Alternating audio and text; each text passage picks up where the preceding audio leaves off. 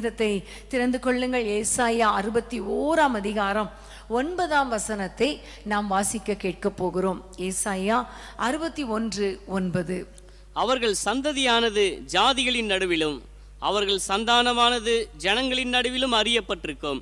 அவர்களை பார்க்கிற யாவரும் அவர்கள் கர்த்தரால் ஆசீர்வாதம் பெற்ற சந்ததி என்று அறிந்து கொள்வார்கள். ஆமென். அவர்களை பார்க்கிற யாவரும் அவர்கள் கர்த்தரால் ஆசீர்வாதம் பெற்ற சந்ததி என்று அறிந்து கொள்வார்கள். ஆமென். ஹல்லேலூயா. இன்னைக்கு நம்ம ஜெபிக்க போற காரியம், நம்முடைய குடும்பத்தை கர்த்தர் ஆசீர்வதிக்கணும். நம்முடைய குடும்பத்தில் கர்த்தருடைய ஆசீர்வாதம் இறங்கி வரணும். குறிப்பாக நம்முடைய சந்ததிகள் நடுவில் கர்த்தருடைய ஆசீர்வதிக்கும் கரம் நீட்டப்படணும். அதை பார்க்கிற மற்றவர்கள் சொல்லணும், உண்மையிலே இவர்கள் கர்த்தரால் ஆசீர்வதிக்கப்பட்ட சந்ததி. ஆமென். ஹல்லேலூயா.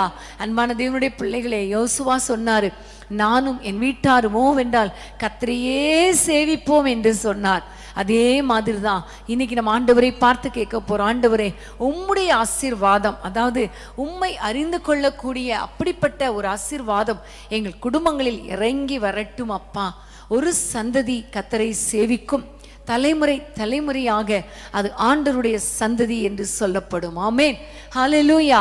நம்ம எல்லாம் ஜெபிக்க போறோம். ஆண்டவரே, எங்களுடைய சந்ததிகள் ஆசீர்வதிக்கப்படணும். அதை பார்க்கிறவங்க சொல்லணும், இவர்கள் கர்த்தரால் ஆசீர்வாதம் பெற்ற சந்ததி என்று. இன்னைக்கு ஒருவேளை நிறைய பேர் உங்கள் குடும்பத்தை பார்த்து சொல்லலாம், கர்த்தருடைய சாபம் இவர்கள் மேல இருக்கிறது, முன்னோர்களுடைய சாபம் இவர்கள் குடும்பத்தில் இருக்கிறது, தலைமுறை தலைமுறையாய் இவர்கள் வீடுகளில் நிறைய நல்ல காரியங்கள் நடக்கல, தொடர்ந்து கெட்ட காரியங்கள் நடந்து கொண்டு இருக்கிறது, நல்ல காரியம் தடைப்பட்டு கொண்டிருக்கிறது, சந்ததி சந்ததியாய் குழந்தைகள் இல்லை, இப்படியெல்லாம் சொல்லி கொண்டிருக்கலாம்.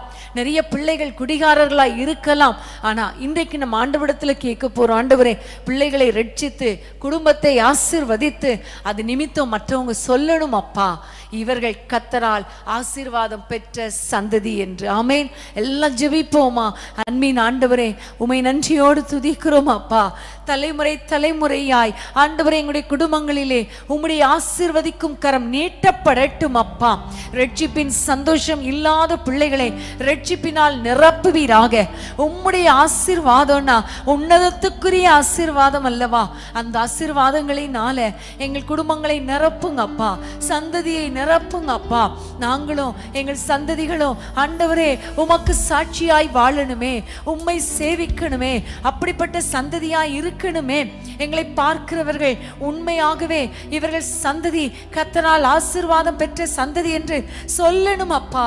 அப்படிப்பட்ட ஆசீர்வதிக்கும் கரம் எங்கள் குடும்பங்கள் மேல் நீட்டப்படுவதாக.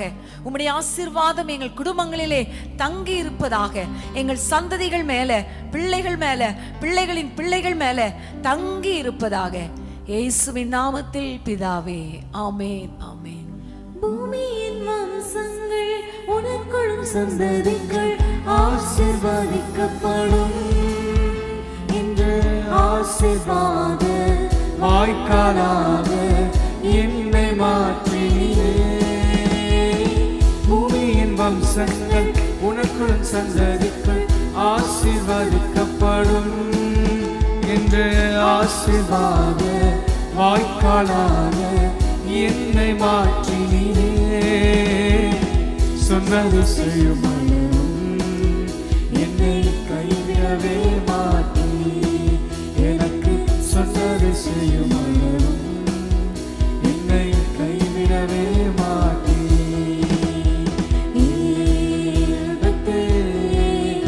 இது வானத்தின் வாசல், ஈசையா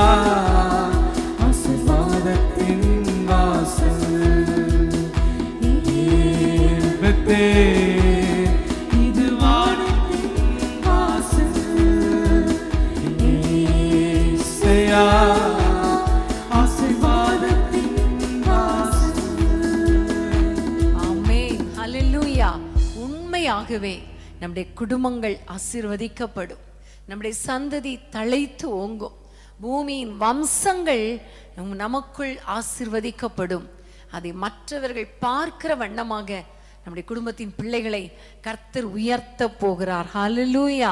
கர்த்தருக்கு ஸ்தோத்திரம். நெகேமியா 6 அதிகாரத்துக்கு வேதத்தை திருப்பிக் கொள்ளுங்கள்.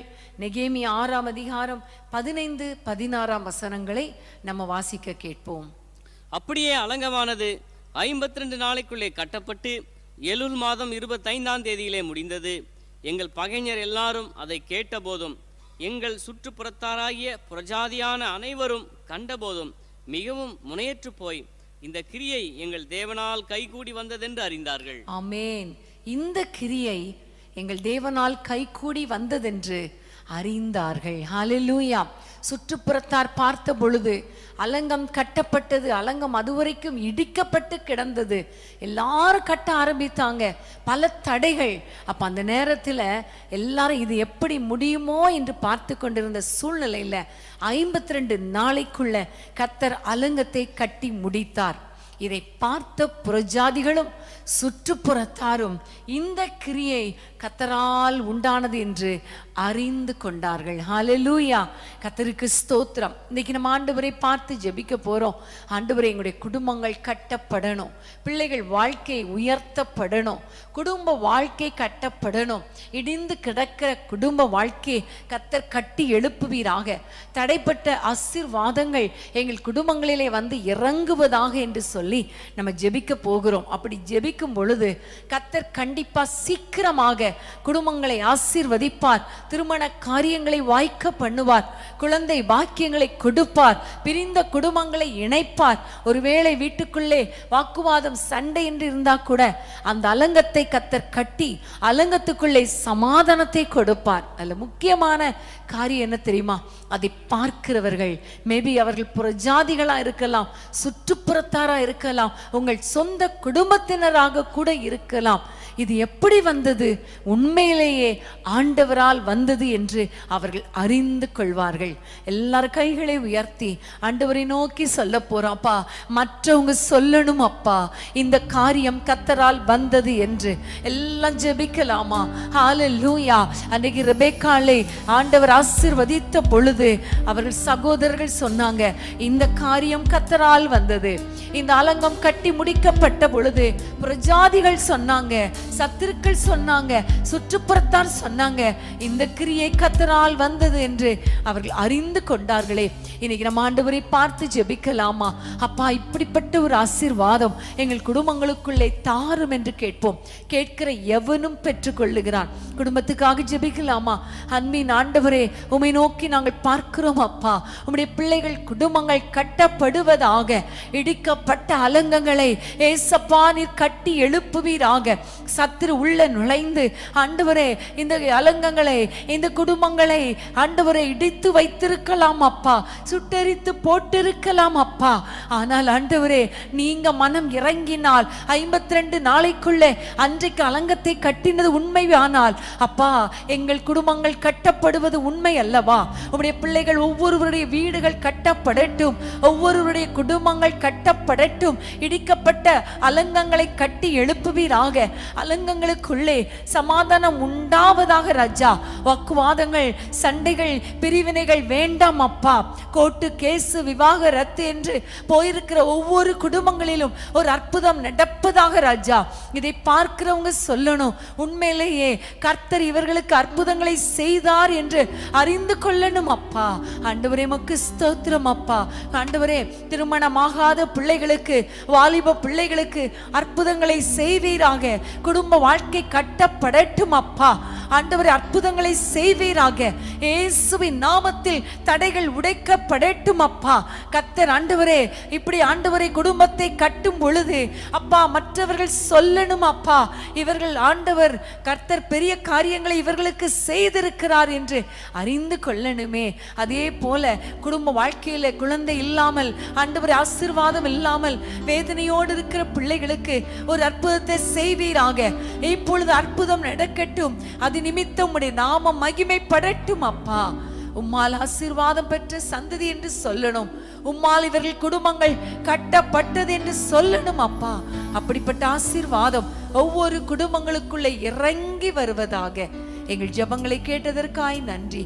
இயேசுவின் நாமத்தில் பிதாவே, ஆமென், ஆமென். வாழ்க்கை துணையும் என் பிள்ளைகளும் எந்த சம்பத்தும் ஆசீர்வதிக்கப்படும். வாழ்க்கை துணையும் என் பிள்ளைகளும் எந்த சம்பத்தும் ஆசீர்வதிக்கப்படும். எந்த நன்மைக்காய் செழித்தோங்கிடச் செய்வார். என்னை அவர் பரிசுத்த ஜனமாக்குவார். எந்த நன்மைக்காய் செழித்தோங்கிடச் செய்வார். என்னை அவர் பரிசுத்த ஜனமாக்குவார். இந்த தேவனால் நிச்சயம் நான் ஆசீர்வாதம் பெற்றுக் கொள்ளுவேன். உந்தன் வசனம் கை கொள்ளுவேன். நான் உந்தன் வழிகளில் நான் நடந்திடுவேன். இந்த தேவனால் நிச்சயம் நான் ஆசீர்வாதம் பெற்றுக் கொள்ளுவேன். உந்தன் வசனம் கை கொள்ளுவேன். நான் உந்தன் வழிகளில் நான் நடந்திடுவேன். ஆமென். ஹல்லேலூயா. கர்த்தருக்கு ஸ்தோத்திரம். கர்த்தர் நல்லவர். நம்முடைய குடும்பத்தை ஆசீர்வதிப்பார். மற்றவர்கள் பார்க்க நம்மை உயர்த்துவார். ஆமென். ஹல்லேலூயா. இது கர்த்தருடைய ஆசீர்வாதம். கர்த்தர் அவர்களோடு கூட இருக்கிறார் என்று எல்லாரும் சொல்லிக் கொள்வார்கள். ஆமென்.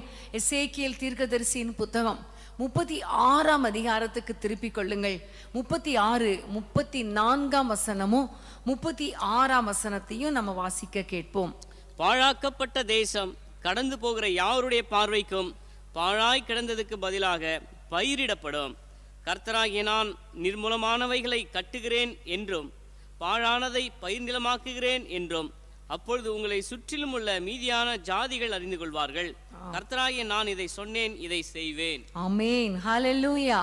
எவ்வளவு அருமையான வார்த்தை இல்லையா? உங்களை சுற்றிலும் இருக்கிறவர்கள் அறிந்து கொள்வார்கள். என்ன அறிந்து கொள்வார்களா? கர்த்தர் தான் இவர்களை இந்த பாழான காரியங்களை பயிர் நிலமாக்கி இருக்கிறார். ஹல்லேலூயா. 34ஆம் வசனத்துல பார்க்கிற எல்லாரும் சொல்றாங்க, இது பாழாய் கிடந்தது. கடந்து போகிற யாவருடைய பார்வைக்கும் இந்த தேசம் பாழாய் கிடந்தது. ஆனா ஆண்டவர் சொல்லுகிறார், எல்லாரும் பார்வைக்கும் பாழாய் கிடந்ததுக்கு பதிலாக இது பயிரிடப்படும். அப்படி பயிரிடப்படும் பொழுது அந்த பாழாய் கிடந்த தேசத்தை கர்த்தர் ஏதேன் தோட்டமாக அந்த 35ஆம் வசனத்துல அவாந்திரமான காரியங்களை எல்லாம் கர்த்தர் மாற்றி ஆசீர்வாதமாய் அரணிப்பானவைகளாய், அதாவது பாதுகாப்பாய் குடியேற்றப்பட்டவைகளாய் வைக்கும் பொழுது எல்லாரும் சொல்லுவாங்களாம், கர்த்தர் இந்த தேசத்தை, இந்த பாழான நிலத்தை பயிரிடுகிறார் என்று அறிந்து கொள்வார்கள். ஆமென். ஹல்லேலூயா. நம்ம அறிந்து கொள்றது ஒரு பக்கம், அது ஒரு ஆசீர்வாதம்.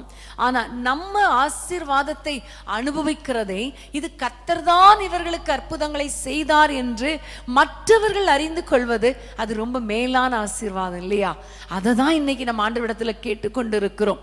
ஆமென். நாங்கள் ஆசீர்வதிக்கப்படணும் அப்பா. அதே வேளையில ஆண்டவரே, அதை பார்க்கிறவங்க சொல்லணும், இவர்கள் கர்த்தரால் ஆசீர்வதிக்கப்பட்டவர்கள். ஒரு காலத்துல பாழாய் கிடந்துச்சு, ஆனா இன்னைக்கு பயிரிடப்பட்டு இருக்கிறது.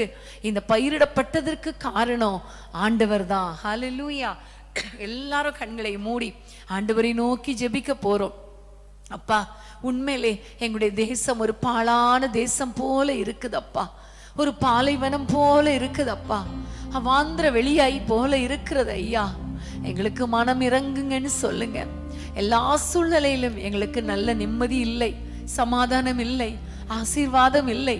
ஆனா நீங்க அற்புதம் செய்யுங்கப்பா, நீங்க ஒரு அற்புதம் செய்யுங்கப்பா என்று சொல்லி ஆண்டவரை நோக்கி நம்ம கூப்பிடுவோமா? எல்லாரும் கேளுங்க. ஆண்டவரே, நீங்க எங்களுடைய வாழ்க்கையை பயிரிடும் பொழுது அந்த பாழான நிலைமையை மாற்றி போட்டு ஒரு பயிரிட்டப்பட்ட நிலமாய், ஆண்டவர் செழிப்பான நிலமாய், ஒரு ஏதேன் தோட்டமாய் மாற்றும் பொழுது மற்றவர்கள் அறிந்து கொள்ளணும் அப்பா, இவர்கள் கர்த்தரால் ஆசீர்வதிக்கப்பட்டவர்கள், இவர்கள் கர்த்தரால் ஆசீர்வதிக்கப்பட்டவர்கள். ஹல்லேலூயா, ஹல்லேலூயா. இதுவரைக்கும் உங்களை நிந்தையா பார்த்திருக்கலாம், இது சரியான பாழான தேசம்னு சொல்லி இருக்கலாம். ஆனா இனிமே சொல்ல போறாங்க, இது கர்த்தரால் பயிரிடப்பட்ட தேசம், கர்த்தரால் அரணிப்பான தேசம், கர்த்தரால் குடியேற்றப்பட்ட தேசம். ஹalleluya ஹalleluya. ரீகா ராபா ஷகா லாபா ரீகோ ரூபா லாபா ரீபா லாபா. எல்லாரும் ஆண்டவரை நோக்கி சொல்லுங்க, ஆமாப்பா ஒரு பால் நிலம் போல இருக்கிறேனே, ஒரு ஆசீர்வாதம் இல்லையே அப்பா, நீங்க என்னை ஆசீர்வதிங்க, நீங்க பயிரிடுங்கன்னு சொல்லுங்க ஏசப்பா. ஹalleluya. தீபா ராபா ஷகா லாபா ஊரா பால சந்த லாபா ரீகோ ரூபா லாபா ஷகா லாபா. ஹalleluya ஹalleluya. உன் தேசம் இனி பாழான தேசம் என்னப்படாமல் எப்சிபா என்றும் பியூலா என்றும் சொல்லப்படும் என்று சொல்லப்பட்டிருக்கிறது அல்லவா? எப்சிபா என்று ஆசீர்வதிப்பீராக, பியூலா என்று ஆசீர்வதிப்பீராக. இனி பாழான தேசம் அல்லப்பா, இவர்கள் கைவிடப்பட்டவர்கள் அல்லப்பா. ஆண்டவரே, பயிரிடப்பட்ட ஒரு நிலம் ஆண்டவரே, ஒரு ஏதேன் தோட்டம் அப்பா.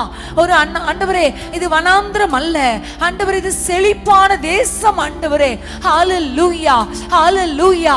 எல்லா பாழான காரியங்கள் ஆண்டவரே, வனாந்திரமான வாழ்க்கை ஆண்டவரே மாறட்டும், செழிப்பாய் மாறட்டும், நிம்மதியாய் மாறட்டும், சமாதானமாய் மாறட்டும், சந்தோஷமாய் மாறட்டும் அப்பா. இயேசுவின் நாமத்தினாலே, இயேசுவின் நாமத்தினாலே நீர் பயிரிடுவீராக, பயிர் நிலமாய் மாற்றுவீராக. இதுவரைக்கும் பார்க்கிறதுக்கு வறண்டு போய் இருக்கலாம், இனி செழிப்புதான் ஆண்டவரே. உம்முடைய பிள்ளைகள் ஆசீர்வதிக்கப்படுவார்கள் ஆண்டவரே. இன்னொரு பக்கம் பொருளாதாரத்தில் ஒருவேளை பாழாய் கிடந்திருக்கலாம் அப்பா. அந்த பாழான நிலைமையை கர்த்தர் மாற்றி ஆண்டவரே, பொருளாதாரத்தில் உம்முடைய பிள்ளைகள் செழித்து ஓங்குவார்களாக. எல்லா விதத்திலும் ஆண்டவரே, இந்த பாலைவனம் பயிர் நிலமாய் மாறட்டும் அப்பா, பயிர் நிலமாய் மாறட்டும் அப்பா. பாழான வனாந்திரம் ஏதேன் தோட்டத்தை போல மாறட்டும் அப்பா. ஆண்டவரே, உமக்கு ஸ்தோத்திரம். இவர்களை பார்க்கிறவர்கள் சொல்லணும் அப்பா, கர்த்தர் தான் இவர்களை ஆசீர்வதித்திருக்கிறார், கர்த்தர் தான் இந்த பாழான நிலத்தை பயிர் நிலமாக்கி இருக்கிறார் என்று சொல்லணும் அப்பா, அறிந்து கொள்ளணும் அப்பா. அப்படி ஆசீர்வதிக்கிறதற்காய் உமக்கு நன்றி. இயேசுவின் நாமத்தில் பிதாவே, ஆமென் ஆமென். பாலைவனமாயிருந்தாலும் பாழான தேசமாயிருந்தாலும், பாலைவனமாயிருந்தாலும் பாழான தேசமாயிருந்தாலும், அபிஷேகம் வந்தால் பயிரிடமாகும், அபிஷேகம் வந்தால் பயிரிடமாகும்.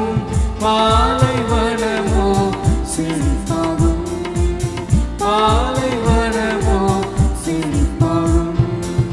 உமக்கு ஸ்தோத்திரம் செலுத்துவேன், அன்பின் தேவனை போற்றுவேன். உமக்கு ஸ்தோத்திரம் செலுத்துவேன், அன்பின் தேவனை போற்றுவேன். அன்பின் அபிஷேகமே எந்த நாளுயிரே, எந்த ஆரோக்கியமே, எந்த நாளுயிரே, அன்பின் அபிஷேகமே, எந்த நாளுயிரே, எந்த ஆரோக்கியமே, எந்த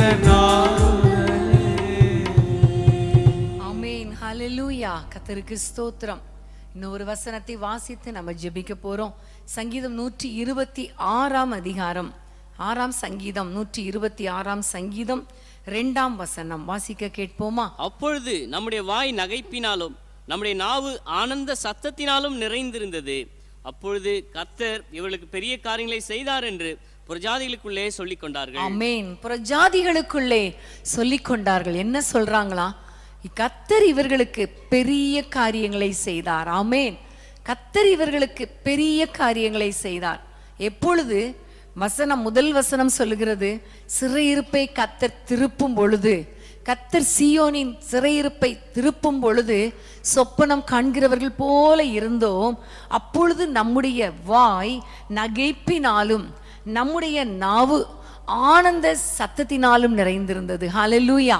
சிறையிருப்பை மாற்றும் பொழுது நம்முடைய வாயில ஒரு நகைப்பு, நம்முடைய நாவுல ஒரு ஆனந்த சத்தம்.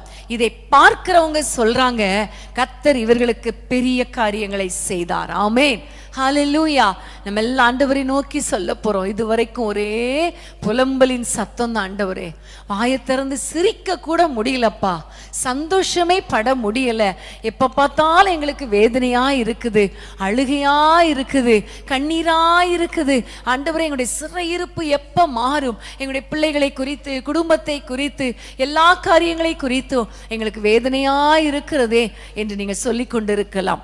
ஆனா ஒரு செகண்ட்ல ஆண்டவர் சிறையிருப்பை மாற்றுவார். ஆமென், ஹalleluya. சிறையிருப்பு மாறும் பொழுது உங்களுடைய வாய், நம்முடைய வாய் ஆனந்த சத்தத்தினால நிரம்பும், நகைப்பினால நிரம்பும். இனி நான் அழுது கொண்டிருக்க மாட்டோம். இனி அழுகையின் சத்தம் உங்களில் கேட்கப்படுவதில்லை, கூக்குரலின் சத்தம் அது உங்களில் கேட்கப்படுவதில்லை, முறுமுறுப்பின் சத்தம் இனி கேட்கப்படுவதில்லை, எதிர்மறையான சத்தம் உங்கள் வாழ்க்கையில வருவதில்லை. எல்லாரும் சொல்ல போறாங்க, கர்த்தர் தான் இவர்களுக்கு பெரிய காரியங்களை செய்தார். ஹல்லேலூயா. நம்ம எல்லாம் கண்களை மூடி ஆண்டவரை நோக்கி ஜெபிக்க போறோம். எங்களுடைய சிறையிருப்பு மாறட்டும் அப்பா. ஆனந்த துதி ஒலி, ஆனந்த சத்தம் எங்க வாழ்க்கையில வரணும் அப்பா. ஆண்டவரை, எப்பொழுதுமே நீதிமானுடைய வீட்டில் கம்பீர சத்தம் உண்டு, ரட்சிப்பின் கம்பீர சத்தம் உண்டு என்ற வசனத்தின் படி எப்பவுமே எங்க வீட்டுக்குள்ள இருந்து நல்ல சத்தம் வரணும், கம்பீர சத்தம் வரணும், ரட்சிப்பின் சத்தம் வரணும். ஆண்டவரே, அலறுதலின் சத்தம் அல்ல, அழுகையின் சத்தம் அல்ல, கூக்குரலின் சத்தம் அல்ல, ஆனந்த சத்தம், நகைப்பின் சத்தம். ஆண்டவரே, உமக்கு ஸ்தோத்திரம் அப்பா. எல்லாரும் சொல்ல போறோம். இதை பார்க்கிறவங்க சொல்லணும், இவர்களுக்கு கர்த்தர் பெரிய காரியங்களை செய்தார். ஆமென், ஹalleluya. யார் யாரெல்லாம் உங்களை வேதனைப்படுத்தினாங்களோ, யார் யாரெல்லாம் உங்களை நிந்தித்தாங்களோ, யார் யாரெல்லாம் உங்களை அவமானமாய் பார்த்தாங்களோ, அவங்க சொல்ல போறாங்க, கர்த்தர் இவர்களுக்கு பெரிய காரியம் செய்திருக்கிறார். அதனாலதான் இவங்க வீட்டுக்குள்ளே ஒரே சத்தம், ஒரே நகைப்பின் சத்தம், ஒரு சந்தோஷத்தின் சத்தம் என்று சொல்ல போறாங்க. ஹalleluya. எத்தனை பேருக்கு சந்தோஷமா இருக்குது? இப்பவே நம்ம எல்லாம் கரங்களை உயர்த்தி ஆண்டவருக்கு ஸ்தோத்திரம் பண்ணி, அப்பா இப்படியே எங்களுடைய வாழ்க்கையை மாற்றுங்க என்று கேட்கலாமா? ஆண்டவரே, உமக்கு ஸ்தோத்திரம் அப்பா.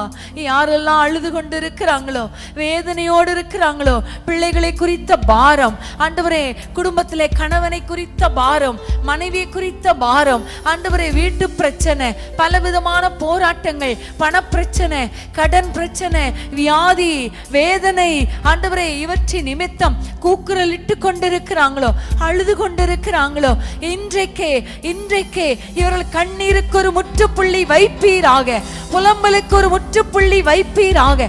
இவர்கள் சிறையிருப்பு மாறுவதாக, எல்லா சிறையிருப்பையும் கர்த்தர் மாற்றி போடுவீராக. அது நிமித்தம் ஆண்டவரே, ஆனந்த சத்தம் உண்டாகட்டும் அப்பா, நகைப்பின் சத்தம் உண்டாகட்டும் ஐயா, களிப்பின் சத்தம் உண்டாகட்டும் அப்பா, ரட்சிப்பின் கம்பீர சத்தம் உண்டாகட்டும் ஐயா. அதை கேட்கிற மக்கள், கர்த்தர் இவர்களோடு கூட இருக்கிறார், இவர்களுக்கு அற்புதங்களை செய்தார், பெரிய காரியங்களை செய்தார் என்று சொல்லணும், அறிந்து கொள்ளணும் அப்பா. அப்படி நீங்க ஆசீர்வதிக்கிறதற்கு ஸ்தோத்திரம். ஒவ்வொரு குடும்பங்களையும் ஆசீர்வதிங்க. எல்லா குடும்பங்களிலும் சத்துரு உள்ள வர முடியாதப்பா. துக்க நாட்கள் முடிந்து போகட்டும் அப்பா. சந்தோஷத்தின் நாட்கள் திரும்ப வருவதாக.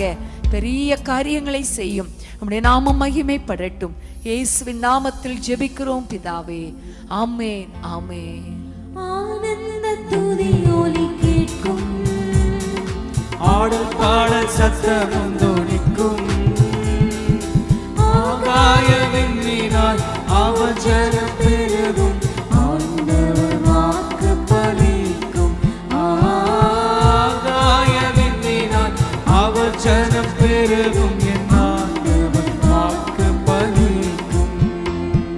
மகிமைப்படுத்துவேன் என்றாரே, மகிமையின் பாசம் பெரியதே, மங்கா